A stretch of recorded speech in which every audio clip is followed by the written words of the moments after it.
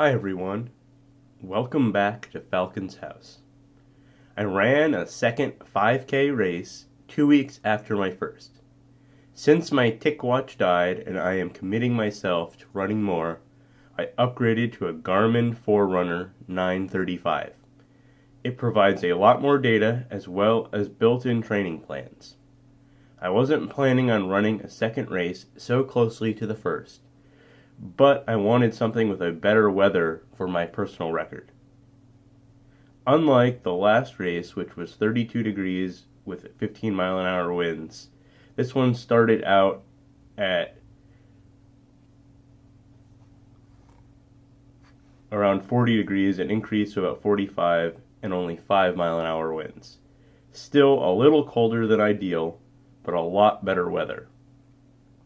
This race was also a lot more popular, with almost 900 runners. The last one only had around 150. This was put on by a running store and was part of their training program, so more serious competition. The hard part of the larger race is that there are a lot of other runners, and it is hard to get an ideal line if you're not very fast.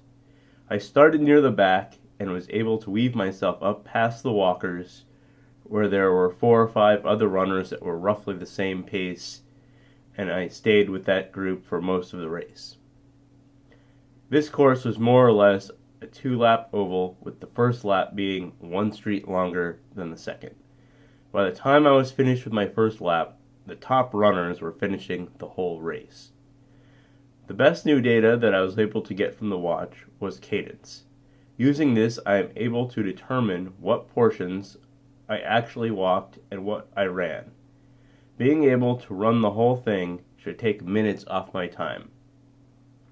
I took 15 walk breaks, but was able to go almost 12 minutes, a little over a mile, before my first one. I walked a total of 7 minutes and 18 seconds, and there was about a 25% difference in my cadence between walking and running. I should be able to shave off a minute and a half or a little more than that just by running the whole thing. The other thing that I noticed was my cadence was that even the parts where I run are low, around 153 steps per minute. Ideal is 170 to 180. So increasing that should be another 15% increase in distance covered per minute. The end of the race was the most exciting part, as I still had some energy in reserve, mostly because my walking is because of muscle soreness and not being out of breath, and for short distances it is easier to push past the pain. I increased my speed, and 2 of the people who were pacing themselves near me were not willing to keep up. The last 100 feet or so of the race was around a corner, so once I made the turn, I did a full sprint the last little bit, which probably looked as funny as someone who isn't fast trying to be fast. Speaking of that, they had race photographers, and I hated the way I looked. Anyway, I ran a 37:01, which was 2 minutes and 2 seconds faster than my last race, which I think is a huge improvement over 2 weeks, though I think most of that is due to the weather being better. My plan is to wait 5 or 6 weeks before the next race, or maybe not until the fall, depending on the weather. Once it gets over 80 degrees, it won't be worth running anymore. So, I did a pretty good upgrade on my run, and I'm going to continue to do it, and we'll see how fast I can actually get. But it definitely is different doing bigger races than doing smaller races, and I didn't really know what to expect since these are just my first 2 races ever.